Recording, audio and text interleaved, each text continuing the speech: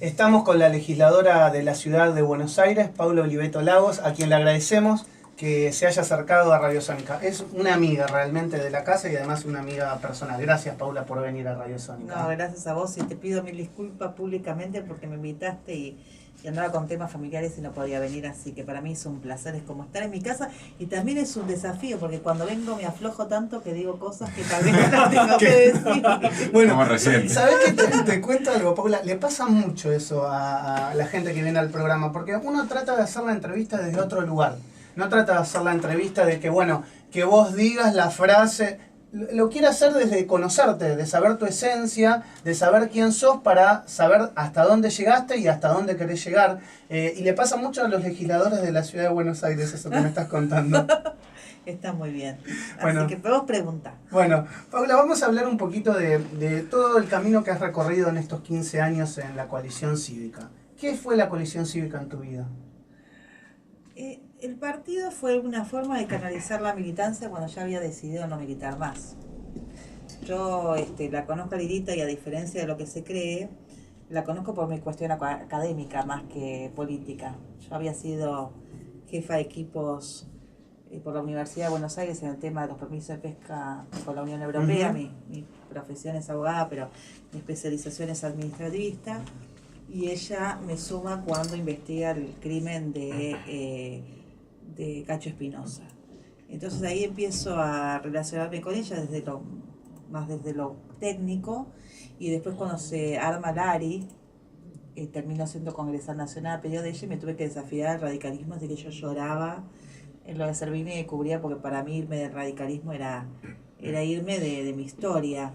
Y ahí Lita me dijo una frase que ahora no la recuerda, pero yo sí, que el radicalismo en algunos casos se comportaba como un hombre golpeador. Cuando estás adentro no te querés ir, cuando saliste y lo viste decís qué bueno que me fui. Y la verdad que a la distancia tuvo razón y decidió por mí. En ese momento donde yo no tenía la decisión de irme a mi partido. Ya no es un tema partidario la relación con mis compañeros y sobre todo con Lita, es más que nada una relación personal, y lo personal excede lo político. Uh-huh.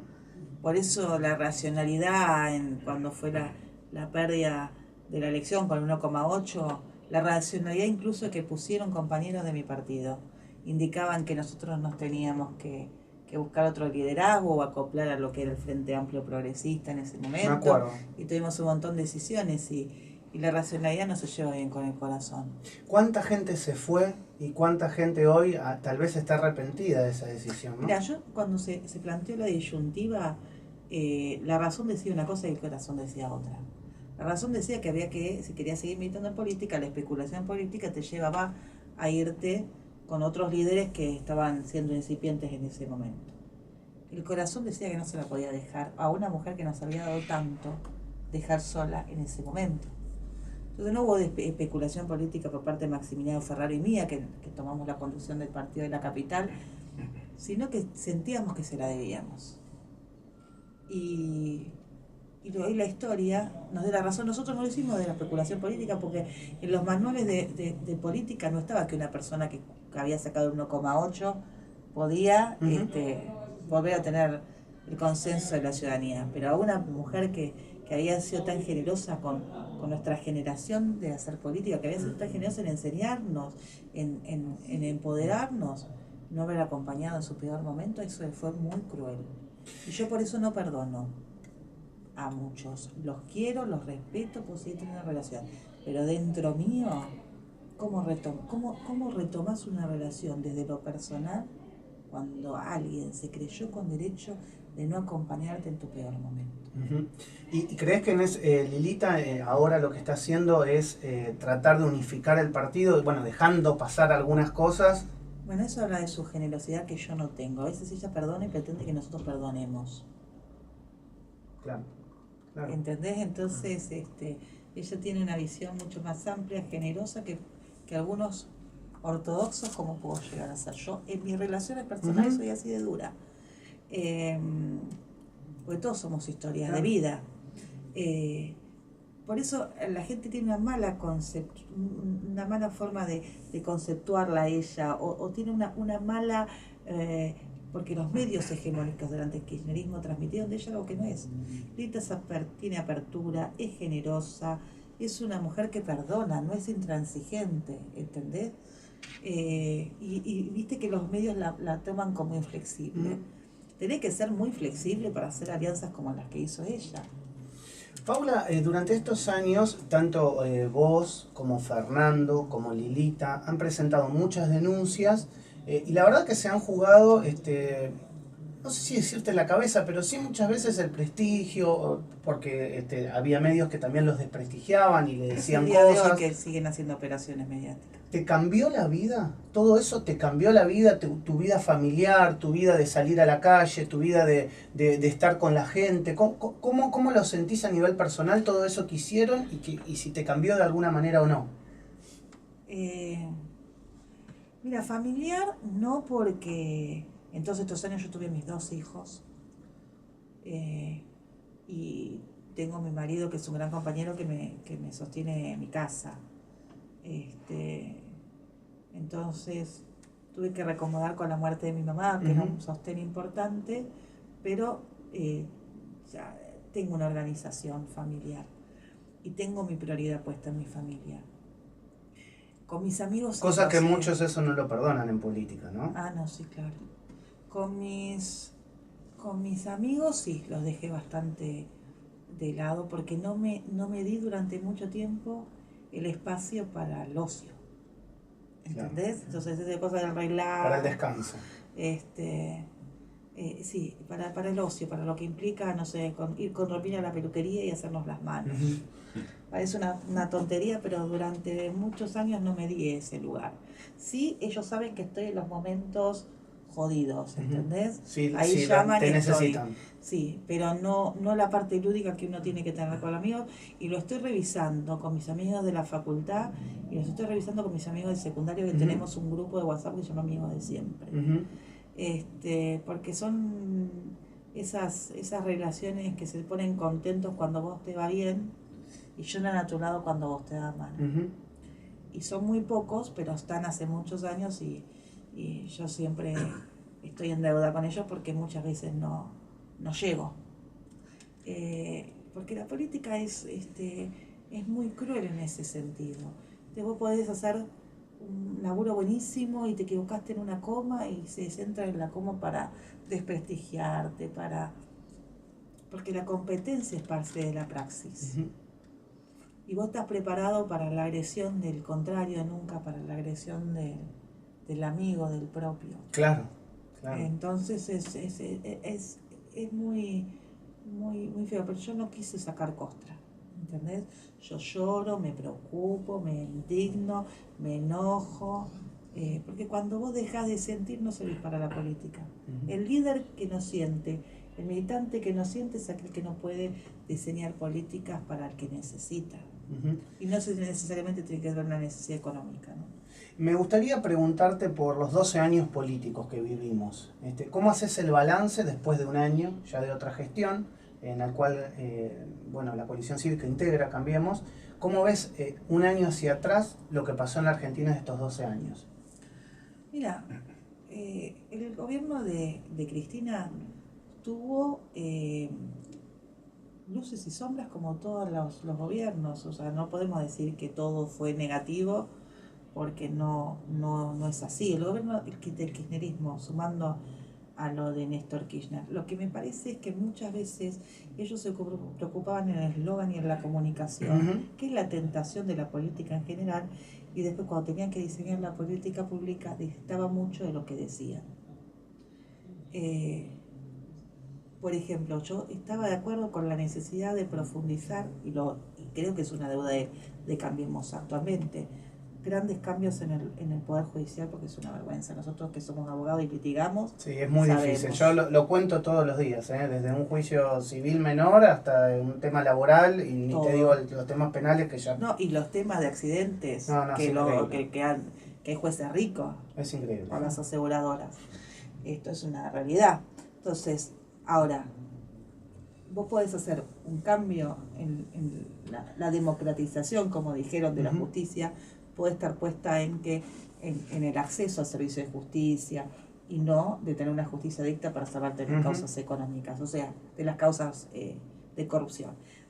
Ella atacó paradigmas que son loables, pero de manera de un beneficio o político de ella y de su facción, porque terminaron siendo cada vez más facciosos y no en beneficio a un país. Es decir, vos reconoces que el concepto tal vez podría haber sido loable, pero que no tenía en el fondo una verdadera intención, sino que eran grandes temas, claro.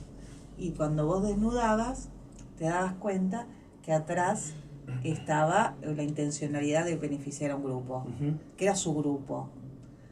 Por ejemplo, el tema, vos decís, yo estoy de acuerdo con YPF, con la privatización, con la estatización de YPF. Ahora, no puedo hacer una ley que apoye la privatización, que es lo que han hecho. Claro. Porque ellos hicieron un informe maravilloso, Kichilov, que yo lo defendí, lo presenté en la causa de vaciamiento, que es que se llamaba vaciamiento YPF, y donde acusaba a Blufau.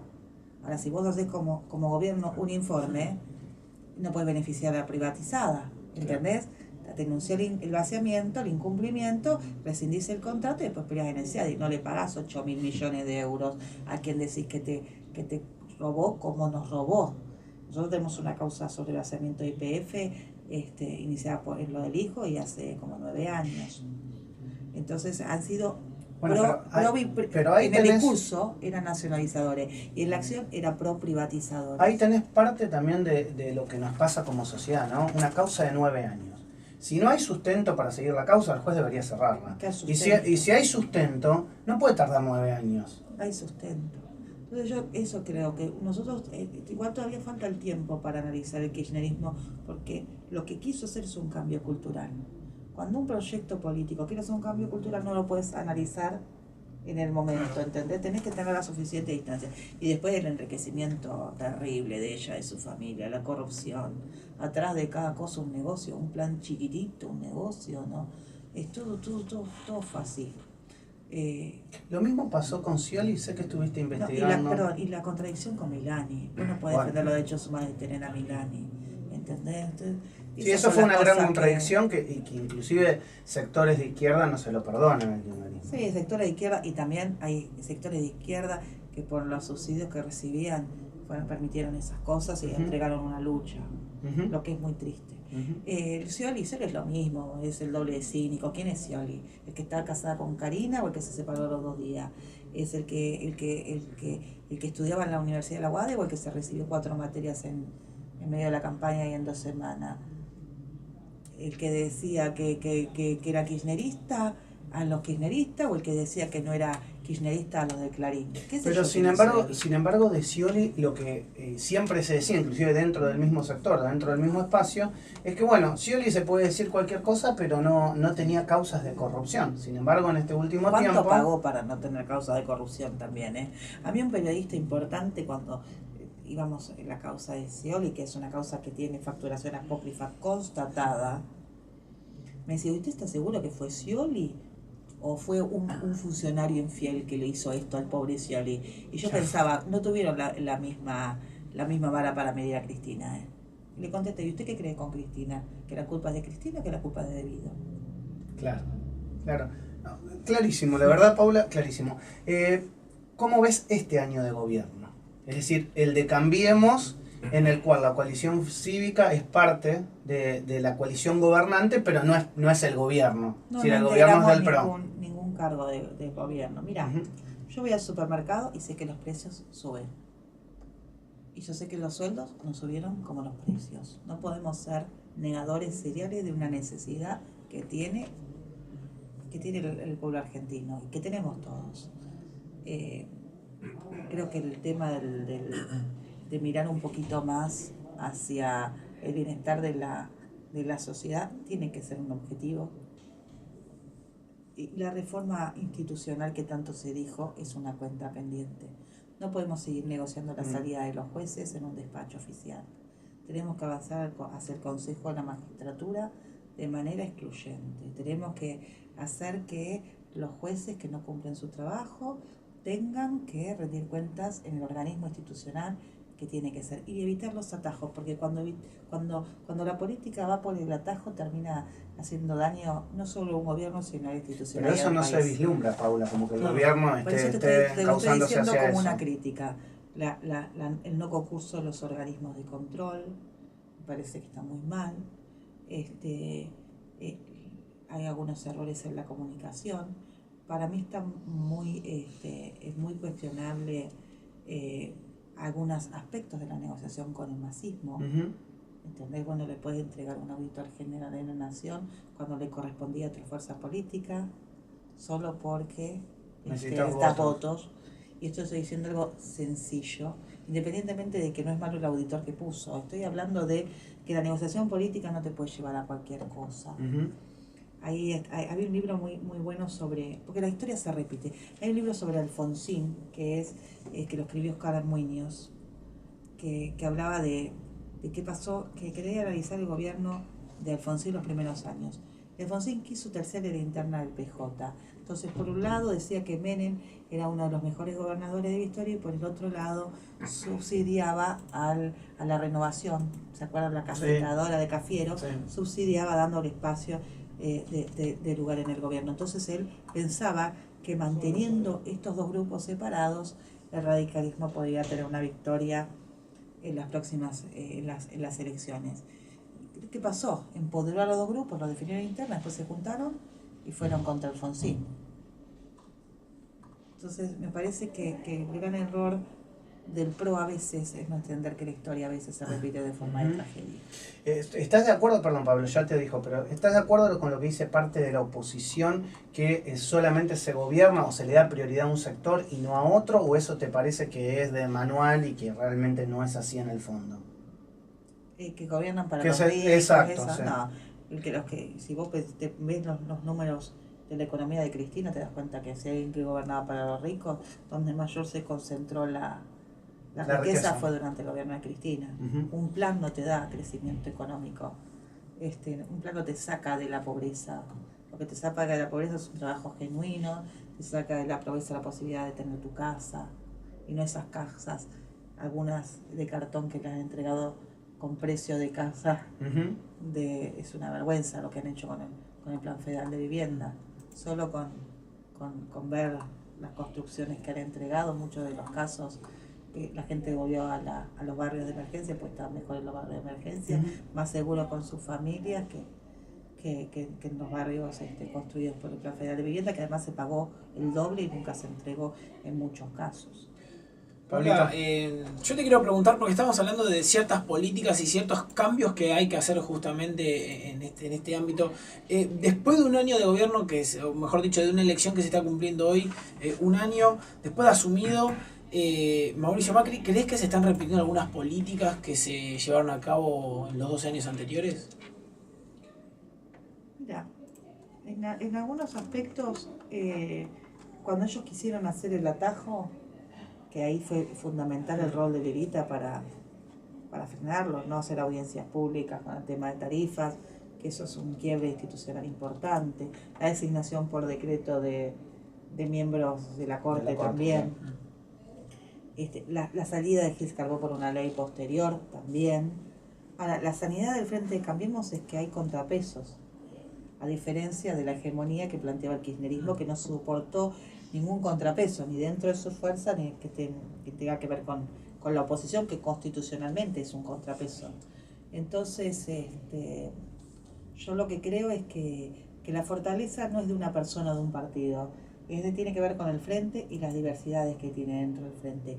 Y la tentación del atajo es inherente a la condición humana. Lo decía Montesquieu, ¿entendés? Entonces, ¿qué tiene que tener? Bueno, vos tenés que tener esta cuestión de pesos y contrapesos dentro de tu fuerza, por fuera de tu fuerza. Tenés que tener un desarrollo institucional lo suficientemente fuerte para ponerle el límite a esta condición humana de quien gobierna, que quiere de alguna manera avasallar para llegar a un objetivo que puede ser loable o puede ser no loable. Ahora, la condición humana tiene estas flaquezas. La tiene Macri y las tenemos todos. Ahora, si vos tenés acarreo en tu espacio, si tenés al radicalismo en tu espacio, si tenés voces disonantes dentro de tu propio partido de gobierno, si vos tenés minoría en el Congreso, que eso de por sí te genera un contrapeso, bueno, todo se encausa y es mucho más fácil. Cuando Macri se quiso ir por el atajo, la institucionalidad incipiente, con muchos problemas, no se lo permitió. Sí. Y eso es muy bueno. Luciano. Cuando hablamos de los cuestionamientos hacia el Poder Judicial, ¿no? Hacia la justicia, son cuestionamientos que son estructurales, digo, que van más allá de los gobiernos que van pasando, porque por lo menos por parte de Elisa Carrió, del espacio de ustedes, es un cuestionamiento que viene sostenido en el tiempo, digo, que desde un primer momento ustedes lo pusieron como bandera. Es que no hay república si el Poder Judicial está flaco, ¿entendés? Porque vos fíjate, la política nosotros renovamos. Yo el año que viene tendré que volver al estudio y a la auditoría o reelegir o ver qué hago de mi vida. Cada 4 años vos rendís examen. No lo creo eso, no. Te lo digo de verdad, no lo creo porque tenés una muy buena imagen pública y no creo que te dejen volver ni al tu estudio. Allá voy Raquel Herrero, o a Romina que me deje el estudio. Que te deje el estudio. Que ya no me quiere. Bueno, no, lo que quiere decir es que la política renueva cada 4 años. Ustedes si no los quieren escuchar, apagan o los escuchan. Los únicos que quedan en el poder todo el tiempo son los jueces. Entonces, si nosotros como sociedad le garantizamos la inamovilidad, si nosotros como sociedad le garantizamos un sueldo impresionante, que no paguen ganancias, que no va a poder desplazar salvo con un juicio político donde tienen un montón de garantías. A ver, le pedimos lo único que les exige la Constitución, que es independencia y moralidad, porque hay muchos jueces que tienen autos importados con un sueldo de 130.000, 150.000 pesos. Díganme que son todos millonarios, vienen de familia millonaria. Es impresionante, uno pasa por la puerta de algún juzgado, sobre todo en un juzgado que queda en Comodoro Pi, es impresionante los autos. Sí, no y en el interior, y en el interior más. No es un tema del fuera de la capital federal, en el interior más. Entonces, ¿quién los mira? Se ofenden. Yo tres querellas, yo y mi partido, por supuesto, y la doctora Carrió, le hemos iniciado a Lorenzetti.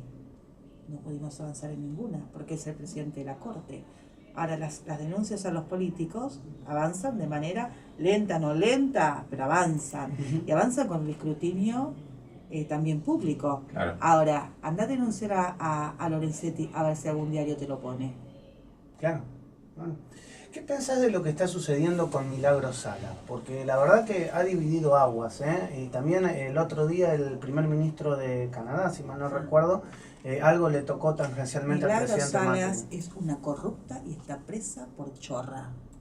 Y hacer de ella, querer recrear de ella, lo mismo que se recreó de detenidas durante la dictadura, con un contexto internacional y haciéndola como que es una detenida política, es una falta de respeto a los que lucharon contra la dictadura. Ella está presa por ladrona, no por defensora de los derechos humanos. Y la verdad que los organismos de derechos humanos tendrán que valorar su historia y a sus detenidos y no poner a todos en la misma con el mismo contexto. El hijo de ella tenía un auto importado, el marido venía de lujo pagado por la plata de los argentinos. No les da la cara de querer hacer internacionalmente, plantear el caso como que esto fuera una dictadura y Milagros era una víctima de eso. Claramente no es una dictadura esto. Y aparte nosotros los comunicadores sociales tenemos la responsabilidad de decirlo. Lo hemos dicho en sendas oportunidades. Te puede no gustar o no gustar cierta medida, pero la realidad es que no se vive en un contexto de dictadura. O sea, puede ser que haya algún tipo de arbitrariedad en alguna detención, pero es una decisión judicial, no una decisión política. Además una decisión judicial que puede ser revisada por la Corte Suprema de Justicia de la Nación y que tuvo fallo favorable en todas las instancias e incluso en aquellas instancias que estaban cooptadas por el peronismo de Ferner en Jujuy. Ahora, pensemos una cosa, nosotros necesitamos inversiones como país. ¿Qué van a decir afuera? Que nosotros no respetamos los derechos humanos, que hay dirigentes sociales detenidos, que no se respetan los derechos laborales. Tenemos todos los días piquetes, gente en la calle. ¿Quién quiere invertir en la Argentina? No, claro. Claro. El daño que le está haciendo a algunos sectores, no hay que generalizar, el daño que le está haciendo a algunos sectores al despegue del país también es muy grande.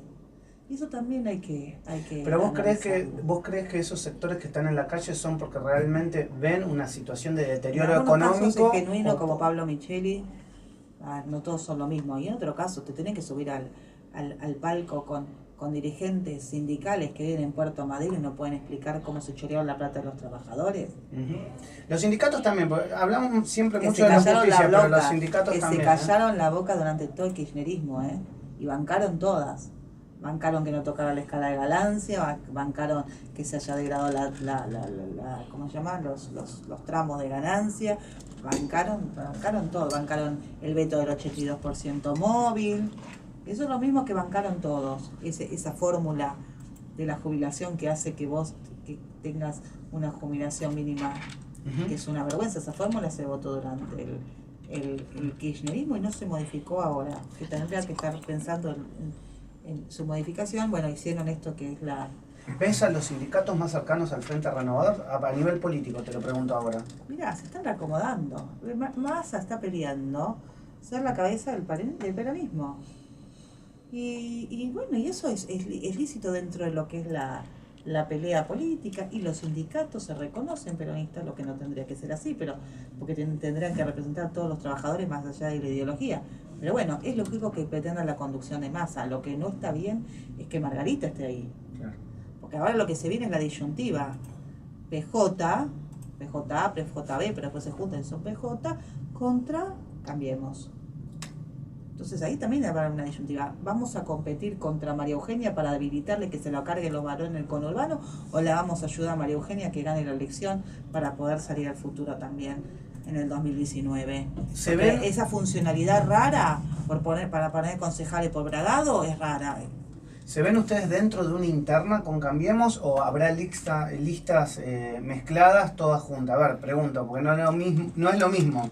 No es lo mismo cuando vos tengas que decir, mira, yo soy oposición al PRO y bueno, tengas que poner en la mesa ciertas cosas que, bueno, ir todos juntos en una lista, ¿no? Mira, cuando a vos no te importan los cargos, no te importan internas. Es así. Si nosotros no tenemos las listas de la forma que la coalición pretende y que Lidita pretende, iremos a internas con los candidatos nuestros y será una pelea dentro de un frente que no es ningún drama. Ya hemos sido internas cuando Lidita fue para la presidencia, que ganó Mauricio claramente, y nosotros... Claro, lo que pasa es que si muy perdés, atrás. a ver, lo pienso a nivel político, si perdés te quedas sin nada. ¿Y qué nos importa? Ya nos quedamos sin nada. No metimos un solo diputado. Por Lidita eso, fue por el eso te lo digo, o sea. Lidita fue el artífice del triunfo de Cambiemos y no pusimos ningún solo diputado. Pero no podíamos compartir determinadas listas. ¿Qué vamos a compartir? ¿Lista con quién? Yo estoy en provincia de Buenos Aires. ¿Ves ahí una interna entre Lilita y Jorge Macri? No es una interna viable porque Lidita le gana 200-1. Hay que bancarse estar en el ring de una interna con Carrió, diciéndole a la persona lo que nadie se anima a decir de él. Uh-huh. No. Yo lo que creo es que Lidita va a charlar su futuro político con su partido en marzo, con nosotros, que vamos a respetar absolutamente lo que ella decida, y después vamos a ir seguramente ella va a ir a una consulta con el presidente y será parte de la estrategia de Cambiemos su posición. Y si tenemos que ir interna, iremos interna y no nos preocupa en lo más mínimo. Bueno, ella no lo va a decir, pero yo sí hago futurología. Para mí, Paula Oliveto va a integrar una lista de diputada nacional. No. O sea, la legislatura te quedó chica, Paula. No, realmente la legislatura te quedó no, chica. no. La legislatura te quedó chica. No, yo espero, ¿sabes lo que espero? Que yo creo que nosotros tenemos que pasar. ¿Entendés? Si vos ves mi despacho está lleno de cajas de papeles, no es un despacho de una persona que se vaya a quedar. Yo creo que los cargos los tenemos que... Sabés que estás de tránsito. Que sí, que no me gerencio, ¿no? Viste que hay gente que se arregla el despacho. Yo no me gerencio de eso, porque sé que voy a pasar. Mi casa, no sé, después de los 40 años te pensás otra cosa para tu vida. Yo nunca pensé que iba a transitar los lugares que transité. Ahora, El esfuerzo personal es muy grande, el esfuerzo familiar es muy Sí. grande. Vos conocés a mis hijos, son Sí. muy chiquitos. Sí, divinos los dos. Y laburo de los 16 años. Estás sometido a la crítica todo el Sí, todo tiempo. el tiempo. Si te ven en el supermercado, vos me decís, ¿qué te está molestando? La exposición pública. Claro. Que vos vayas al supermercado y te miren si te llevas Citric o te llevas Epita. Claro. Te parece una pavada, pero, No, pero están te mirando. sentís observado. Que si vos vas a un free shop, como el pobre Micheli, que fue un free shop, pues seguramente estaba en una escala de Panamá y te sacan una foto y tenés que andar explicando por qué fuiste al free shop. Si mandás a tus hijos a un colegio privado, tenés que explicar por qué fuiste a tu casa y no los mandás a un colegio público. Y yo le tengo que decir, mire, Matadero, está complicada la vacante, ¿no? ¿Entendés? Entonces vos tenés que andar explicando. Sí, todos los ¿Y otros cómo se días. conjuga ese trabajo? ¿Cómo haces para conjugarlo en tu vida para no colapsar? Y no, tenés que ir a un psicólogo que te ayude. Ujú. No es fácil, el panoptismo no es fácil, ¿entendés? Si vos toda tu vida viajaste en taxi, tenés que aplicar porque te lo voy a poner. Claro. Es una. Con tus hijos, ¿viste? Ahora, qué cínica que es la sociedad. En algún punto. Y qué demagogos algunos políticos. Yo siempre cuento una anécdota que mi hija, un diputado hace unos años, dijo que nosotros ganábamos 80.000 pesos, creo que era mentira. Y una amiguita en el colegio de mi hija le dijo, pagá vos el sándwich porque tu mamá gana 80.000 Claro. pesos. Claro, eso ¿Entendés? es terrible. Debe ser Entonces, terrible también para ellos, ¿no? Sí, mi hija ya está como vacunada, trasciende, pero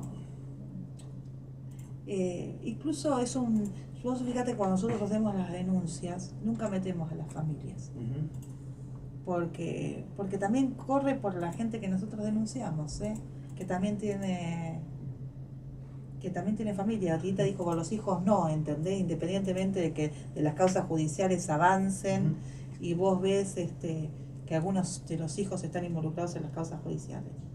Pero atrás de los políticos hay personas, ¿entendés? Entonces, y además la mentira gratuita, el herirte por herirte. Entonces vos decís, todo esto viene a cuenta que quiero hacer con mi vida, será ponderado en el momento y familiarmente. Te entiendo. Bueno, Paula, te agradezco por haber venido a Radio Sónica, para mí es un placer tenerte y además te valoro realmente porque no hablemos de lo ideológico, hablemos de lo que haces, realmente lo que vos crees que haces le da un valor a la gente y eso me parece importantísimo, así que te agradezco mucho. Para mí es un placer. Bueno, gracias. Paula Oliveto Lagos en Radio Sónica.